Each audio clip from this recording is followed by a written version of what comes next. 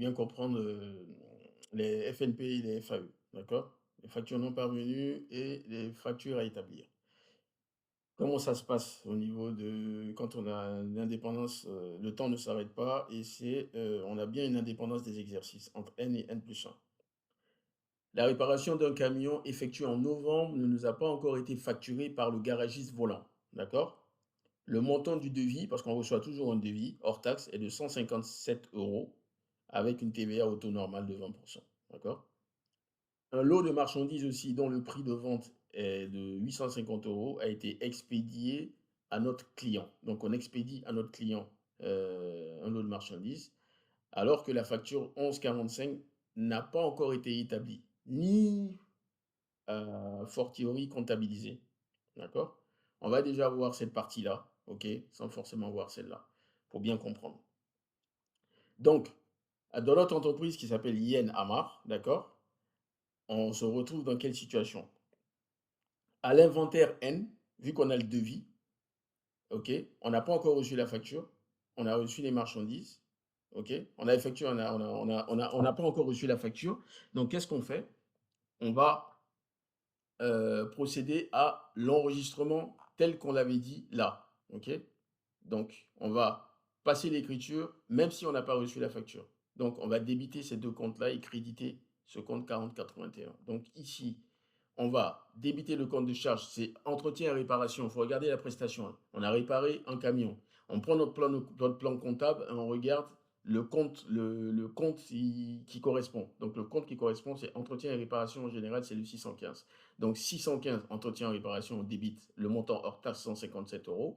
Ensuite, la TVA régularisée 44,58, d'accord, on a mis sur le devis, on a mis que c'était un taux normal, donc 20%, d'accord. Donc, on met la TVA 31,4 et on met la contrepassation, on crédite le compte 4081 188 4. Ça, c'est à l'inventaire N.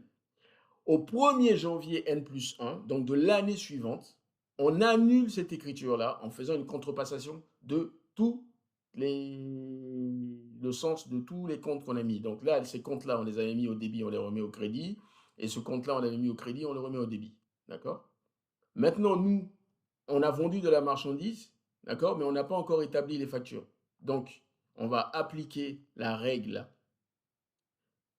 en passant cette écriture-là, donc en créditant le compte de produit et la TVA régularisée, d'accord? Donc 44,58 et 7, c'est le compte de classe 7, et débiter le compte 41,81. C'est exactement ce qui a été fait là. Donc ici, on a des marchandises reçues au cours de un lot de marchandises dont le prix de vente est de 850 €. Donc compte de classe 7, 850, TVA à régulariser, on a sur la base du devis, taux normal 20%, donc ça fait 170 €, d'accord? Donc ça, on débite ici et on crédite le compte 41,81. D'accord?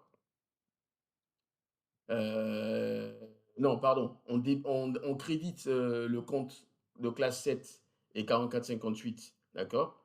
À l'inventaire N.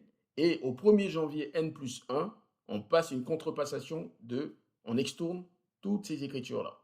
D'accord? Donc, le 40, 41, 81, il était au débit, on le passe au crédit. Et le compte 707, 44, 58, qui était au débit, au crédit, on le passe au débit. Et là, on passe notre contrepassation, on a extourné, et là, on sait qu'on est bon au niveau comptable. Voilà.